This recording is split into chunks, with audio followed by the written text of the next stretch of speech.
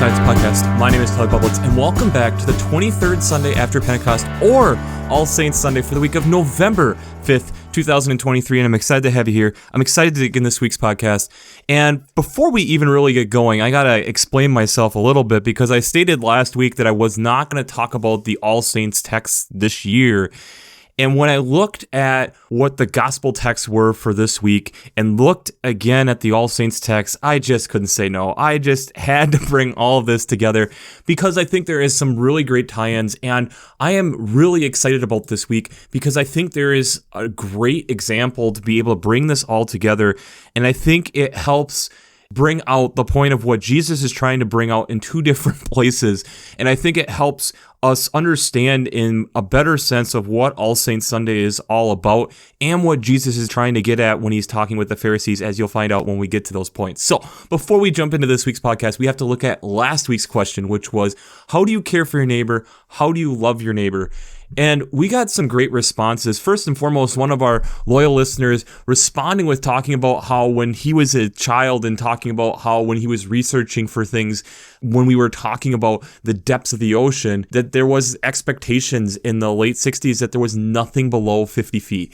So it was super awesome to be able to see just how far we've been able to expand our knowledge and expand our growth since then. But this person also then continues on with talking about how being mindful of people who are especially with young children and especially are trying to figure out how do they put their cart away in the parking lot when they're unloading and having the kids in the car. And I think it's one of those things where it exemplifies the honest thing of being observant. And I think in a world in which we're in where people are faster to pull a phone to record something than necessarily processing what it is a problem that we need to, as a society, as a world, need to continue to work on, thinking about how do we actually respond and work together in something. So I'm thinking this time around, let's jump into the 23rd Sunday after Pentecost text, and then we'll jump into All Saints. So we'll try going through these. There's a lot of text to go through, so let's get through these real quick for once. So we start with the alternative Old Testament text coming from Joshua chapter 3, verses 7 to 17. Remember where we left off with this story last week, and that Moses dies, and now the mantle of the prophet is being laid on Joshua. And so what we have in this text is almost this showing an outward appearance of how Joshua is following in the footsteps of Moses. And this is done by that they are going to be crossing the Jordan, and as they are carrying the Ark of the Covenant, they are able to cross on dry ground, and thus being able to see and leaving their enemies behind, that this is still what God has been promising. This is what God has been doing, and he's been driving out their different enemies out of the promised land, that finally the Israelites are getting to that land. The psalm that goes with that is Psalm 107, starting at verse 1 to 7 and then going 33 to 37. This is the reminder of the love and what God is willing to do for the people, and remembering in the first parts of this all the different trials and tribulations that the people went through, and yet God was still there to be able to deliver them through that. And then it picks up then when we get to verse 33, again, the idea of how all these different times when things easily could have gone wonky and gone the way where the people could have just deceased, God continued to be there. God continued to steer those people. God continued to get them to a place where they were able to sow fields, plant vineyards, and have fruitful yield, coming from verse 37, that they were able to get to that place, that they were no longer nomadic. They were able to get to a place of habitation. The other Old Testament text is out of Micah chapter 3, verses 5 to 12.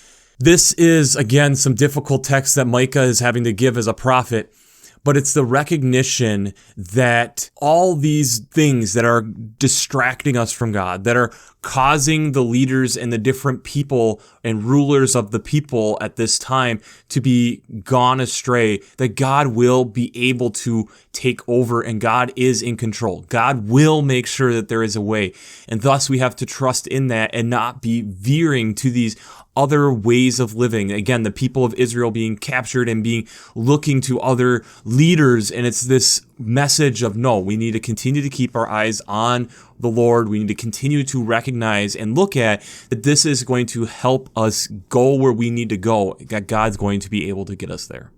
Then for that text, we have Psalm 43, all 5 verses of it. And this is then some liberation type of psalm that vindicate me, O God, and defend my cause against an ungodly people. For those who are deceitful and unjust, deliver me. This idea that God is going to continue to be there, even as they are going through trials and strife, that they're there to be a light, to bring joy and to show the joy of the Lord to these people, but yet still trusting that God's hand is in all that, and to not dissuade them, but continue to be with them and help them through that. The New Testament text, the epistle text then that goes with this, is 1 Thessalonians, starting in chapter 2, going from verse 9 to 13.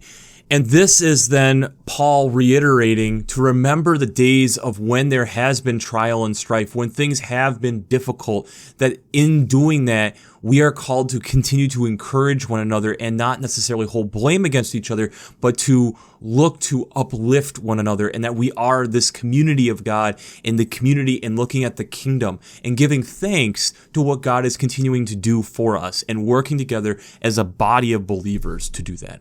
The gospel text then this week is out of Matthew chapter 23, starting at verse 1, going through verse 12. Jesus is with the crowds and starts bringing up the Pharisees, that these scribes and Pharisees are in places of leadership, but yet what they teach and what they practice do not line up. That there's a lot of things that they are saying that we should be doing and that they're not doing it. They are more worried about who they are and boasting themselves than necessarily what is actually going on. They love the honor at banquets and the best seats in the synagogues and being greeted with respect in the marketplace and to the people who call them rabbi. But you are not to be called rabbi. You have one teacher and you are all students. And call no one your father on earth, for you have one Father, the one in heaven, going from verses 6 to 9. So this idea of how we need to continue to be recognized and humbling ourselves, not be boastful and getting arrogant with who we are. Starting at verse 11, the greatest among you will be your servant. All those who exalt themselves will be humbled, and all who humble themselves will be exalted. So this idea of not getting full of themselves because of the position that they're in, recognizing that God is really the one who is in control, that we are being a mouthpiece for that. So let's quickly go through these All Saints texts, why don't we? The first reading this week is out of Revelation, the last book of the Bible, starting in chapter 7, going from verse 9 to 17. So you have the multitude of angels and all the tribes of people, all these different people bringing salvation. As it states in verse 10, salvation belongs to our God who is seated at the throne and to the Lamb. The angels and elders and everyone who is giving glory, amen. Blessing and glory and wisdom and thanksgiving and honor and power be to our God forever and ever, amen, coming from verse 12. And so then there's this addressing of who is this? What are these? And it's the recognition that these are the angels, and in that they hunger no more, they thirst no more, the sun will not strike them, nor any scorning heat. For the Lamb is at the center of the throne and will be their shepherd. He will guide them to springs of the water of life, and God will wipe away every tear from their eye. Verses 16 and 17. This recognition of all the needs are provided, and God is then doing the fulfillment of what God has promised. The psalm that goes with that is Psalm 34, the first 10 verses and verse 22. This is then playing into what we see here in the Revelation text, that we are singing the praise to God continually, that our soul is boasting about God. We are recognizing that we are magnifying who God is. We are answering the prayers and recognizing that God is doing all this, that this is a radiant God. This is one that our soul gets poured out to because God is there in our troubles. He is helping us through all these different things. So this is a time when we then magnify that name and recognize that in that God is constantly there and God is going to help us through. The second reading this week then is out of 1 John chapter 3, starting with verse 1 to verse 3. I'm just going to read this. See what love the Father has given us, that we should be called children of God, and that is what we are. The reason the world does not know us is that we do not know Him. Beloved, we are God's children now. What we will be has not yet been revealed. What we do know is this: when He is revealed, we will be like Him, for we will see Him as He is. And all who have this hope in Him purify themselves, just as He is pure. recognizing that we don't have all the answers. We don't know everything, but we recognize in what God has done for us through Jesus, that we have been made into new creations to reveal who God is. And thus, when we have been purified through the blood of what Jesus has done for us. The gospel text that goes with this All Saints Sunday is from Matthew chapter 5, the first 12 verses. And this is the blessed section, not the woe section, just the blessed section. When Jesus sees the crowd, he went up to the mountain and he sat with his disciples and he began to speak with them.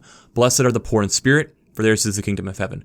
Blessed are those who mourn, for they will be comforted. Blessed are the meek, for they will inherit the earth. Blessed are those who hunger and thirst for righteousness, for they will be filled. Blessed are the merciful, for they will receive mercy. Blessed are the pure in heart, for they will see God. Blessed are the peacemakers, for they will be called children of God. Blessed are those who are persecuted for righteousness' sake, for theirs is the kingdom of heaven. Blessed are you when people revile you and persecute you and utter all kinds of evil things against you falsely on my account. Rejoice and be glad, for your reward is great in heaven. For in the same way they persecuted the prophets who were before you. A lot of great things to be able to get into. But before we jump into how faith and science come together this week, we have to do a shameless plug.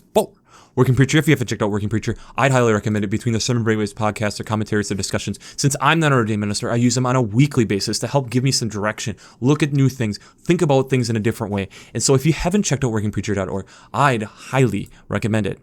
I'd also highly recommend checking out the Revised Common Lectionary coming from Vanderbilt Stephen Library. I really enjoy how they lay out the text week to week, but I also really enjoy how they have prayers, liturgical colors, hymns, a lot of different ways to actively participate and prepare for worship on a week-to-week basis. So, if you haven't checked out the Revised Common Lectionary coming from Vanderbilt Divinity Library, I'd highly recommend that also. Finally, I'd highly recommend checking out the Green Blades Preaching Roundtable and the Green Blades Rising publications. These offer ecological echoes, implications, urgencies, looking at the lectionary text each week, or a newsletter that kind of lays out the whole month and is able to show different events that are going on in the upper Midwest region, but also bringing in all these different commentaries. I will be writing for one of these later in the year, and you will find out probably in that why I do podcasts, not necessarily a ton of writing, but I am really excited to be part of this, and I'd highly recommend if you are spending a half an hour each week being part of this, follow that first link in the show notes down below and sign up for this. It's a great resource. I really enjoy it, and I'd highly recommend taking a look at that and seeing how others are seeing how God is working out in the creation. It is hard making sure that when you are in leadership positions, that you do not have your ego take over, that you do not pump yourself up, that you do not get full of yourself. Let's be honest, it's something that we all wrestle with. It's our human nature that we struggle with because we like having that recognition. And that's what we hear out of the 23rd Sunday after Pentecost, out of this Matthew 23 text, is this recognition that we have the Pharisees and scribes who are in leadership positions, being able to put that as a forefront of who their character is, making sure that that is the forefront of who they are, and that that is a very important title, and then thus you should respect me likewise. And when we compare that to the All Saints text, recognizing all these people who are going to be recognized, the peacemakers, the pure in heart, the merciful, hunger and thirst for righteousness, the meek, the mourning, the poor in spirit. These are the people, the ones who revile you and persecute you. These are the people that God is striving after, going after. And as I was thinking about this and trying to figure out a science tie-in, when I came up with an idea of someone who, the more and more I looked into them, the more and more exemplifies this. And I know this is a person we've talked about before, but I don't think we've talked about this person to this level. And I think we need to be able to go to this level to be able to understand how amazing this actually is. And the person this week is Gregor Mendel. So let's go through a little history of Gregor Mendel. Born as Johann Mendel on July 20th, 1822 in what is the Austrian Empire, modern-day Czech Republic. He was born to a farming family, and they were probably expecting him to be a farm kid his whole life. They didn't have a crap ton of money, and in that, at age 11, one of the priests/schoolmasters comes to them and says, "Your son is a really bright kid. It would be really good if we were able to have him go through more schooling." So in 1834, he was able to go off for more schooling. Now, Mendel struggled multiple times in his life with mental health things. There's many times where as he's going through these education, he kept having what we would probably say now are having like mental health episodes of going into depression, times where he even had to return home. But he did graduate in 1840 and continued on to university in 1843 and was able to graduate from there. At that point, he wasn't entirely sure what he was wanting to do, but Abbot Franz Cyril Franschak Knapp, so Abbot Knapp, was able to recognize who this amazing person was and say, how about you come into the monastery and we'll give you some opportunities here. Now, we have to understand that Abbot Knapp was very much in the idea of leading his monastery in knowledge to wisdom and supported a lot of scientific endeavors. So in doing this, he sent him initially to teaching in 1849 in a small town and was doing well, but then Austria decided to change the qualifications. This is where Mendel kind of froze up again and some of his mental health issues came up. So he wasn't able to qualify for teaching, and that's where he then went to the University of Vienna. While there, he was able to take science courses, and in the 2 years there, he was able to take physics from Christian Doppler and also biology from Franz Unger, who was part of this whole idea of hybridization. Now, at the time, how we were understanding basic genetics is if you took, say, a black squirrel and a white squirrel, and they bred, you would get a gray squirrel. And at some point, the genes go back and you would get, again, this normalization, they called it, and you would get, again, a black squirrel and a white squirrel at some point in the descendants. At this point, and how this was being explained, Unger was kind of seen as anti-church. Now, you're probably wondering, how did Mendel then all figure this all out as him being part of the monastery, being a monk at this point? It was stated in some of Mendel's writings that he really didn't feel like he was called to the church. As the quote goes, "My circumstances decided my vocational choice." So he then kind of felt that he was being pushed into this field, and it was a way for him to continue his education and continue doing this thing. So in 1854, he decides to go back to the monastery and comes up with this idea for a hybridization experiment. He first talks to Abbot Knapp about a mice experiment. He kind of shuts that down. So then he moves to peas, and starting in 1856, he starts an 8-year process of looking at peas. And as stated that he was quite surprised that no one had done this type of hybridization experiment at this time. From what we can see from his papers, he did probably worked with over 30,000 plants over this 8-year period to be able to look at specific traits, to be able to understand what we know as the basics of genetics and being able to start with what we now know of Punnett squares and things of that nature. The traits that he looked for was the shape of a seed. Was it round or wrinkled? Was the seed green or yellow? Was the flower color white or purple? On the pea pod, was it wrinkled and constricted, or was it full and plump in the pod? And was the pod green or yellow? And then also the flower position, was it axial, so more toward the middle of the stem, or terminal toward the end of it? And what was the size of the plant, small or large? And so there must have been some process to be able to get where from his cross-pollination, figuring out how to get plants that were every time coming up purple and every time coming up white, say in flower color, and being able to cross them and start to understand what was going on. And this is where he gets the moniker now of the father of genetics, being able to understand how we have dominant and recessive genes, or as he called them, factors, to be able to look at which was going to be expressed. And if you remember from your basic genetics course that you probably took, from your parents, you get 2 genes, one from your mother, one from your father. And your father has 2 genes and your mother has 2 genes. So it's the random assortment of which one are you going to get. Based off of these genes, some are dominant, some are some are recessive. In this case, Mendel got very lucky that all these factors were off of one gene and that were dominant recessive. And so he was then able to take all this work and put this stuff together. He probably didn't fully grasp the depth of what he had actually done. In fact, in 1862, he did read Darwin's Evolution of Species, but didn't necessarily make the connection that this is certifying what work he has been doing.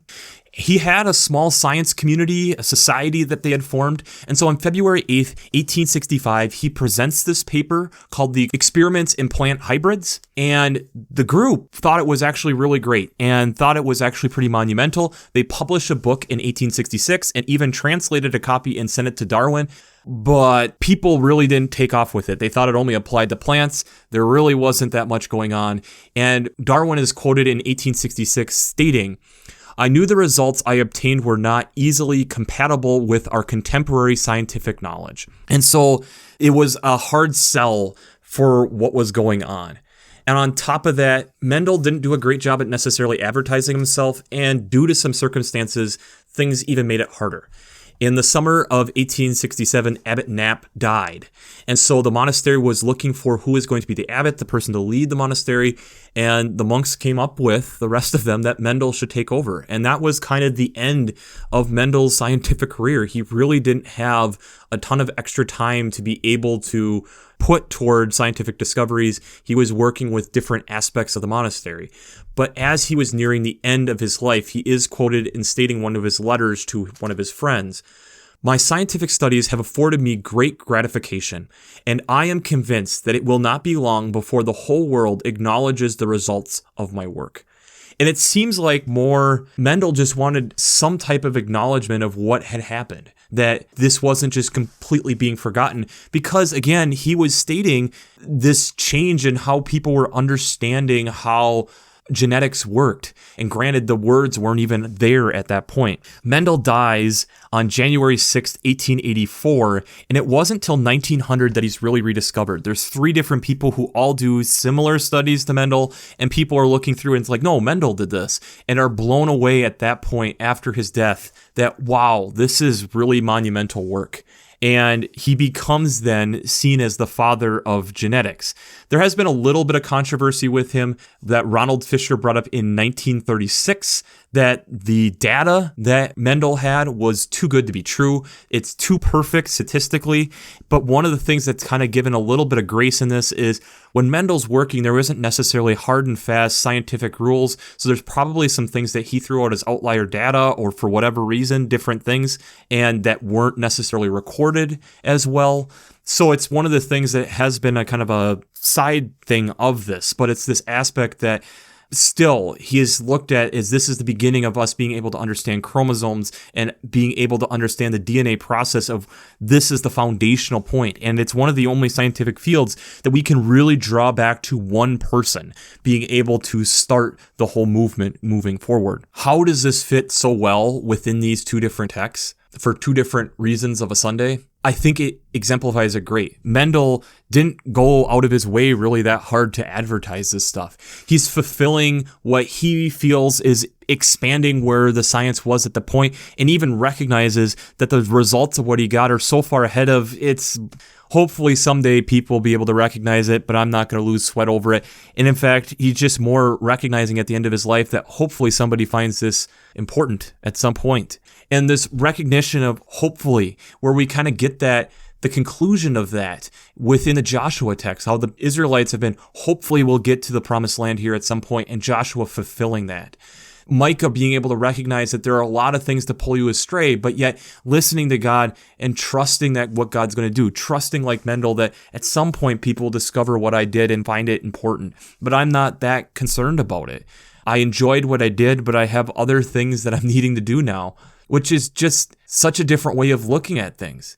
And when you're looking through the Matthew 5 text, meek, the poor in spirit, the pure in heart, the peacemaker, there's a lot of these characteristics to me that I hear in what Mendel was doing and the things that Mendel was prioritizing, and seeing that that was more important than necessarily pushing his own work, even though his work had gotten published in a small local journal and his society was essentially like a gardening club that he was presenting what he had figured things out. And yet now this is one of the people that's laying the foundation of what the whole genetics field is all about. I think it's one of these things where it's a good recognition recognition of what is life about.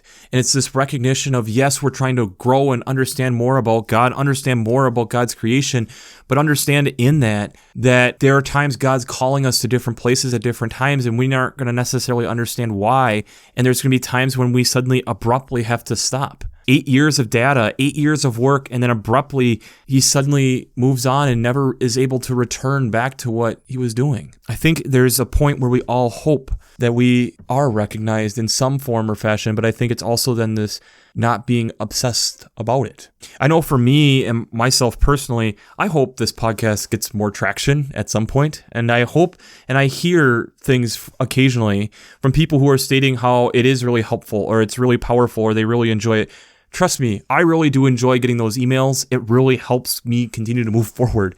But I also recognize that this isn't purely about me. This is really about what God and how God works in my brain to be able to bring these different things together. In fact, when I was in college, I was the weird biology student who wanted to not go pre-med. I wanted to be a field biologist and discover all the stuff and not make the money. To be able to discover all these different things, to be able to help people or help us understand things where somebody else will probably get more of the credit, even though that maybe I was the initial to observe it and say someone needs to do more research on this. That's what I really wanted to do.